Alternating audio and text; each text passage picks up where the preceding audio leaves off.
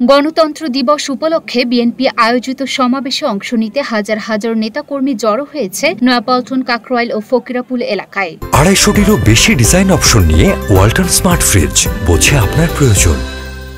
রাজধানী ও আশেপাশের জেলা থেকে বিএনপি ও দলের অঙ্গ সহযোগী সংগঠনের নেতাকর্মীরা খণ্ড খণ্ড মিছিল নিয়ে সমাবেশের স্থলে জড়ো হচ্ছেন। সমাবেশে আসা নেতাকর্মীরা কাকরাইল থেকে ফকিরাপুলমুখী সড়কের উভয় অংশে অবস্থান নেয় যানবাহন চলাচল বন্ধ হয়ে গেছে। তাছাড়া আশেপাশের এলাকায়ও ব্যাপক যানজটের সৃষ্টি হয়েছে। মঙ্গলবার দুপুর 2:30টায় রাজধানীর নয়াপল্টনে বিএনপির কেন্দ্রীয় কার্যালয়ের সামনে আনুষ্ঠানিকভাবে সমাবেশের কার্যক্রম শুরু হবে বলে জানা গেছে। যদিও বেলা 11টা থেকে সাংস্কৃতিক অনুষ্ঠান করছে বিএনপির সাংস্কৃতিক সংগঠন জাসাস।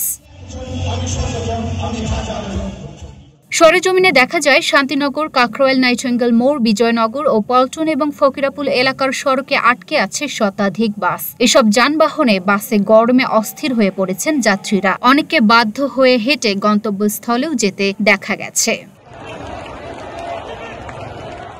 এদিকে বিএনপির সমাবেশকে কেন্দ্র করে অল্প সংখ্যক পুলিশ সদস্যকে আশেপাশের এলাকায় অবস্থান নিতে দেখা গেছে। লুনা আফরোজ, নিপা, ঢাকা পোস্ট।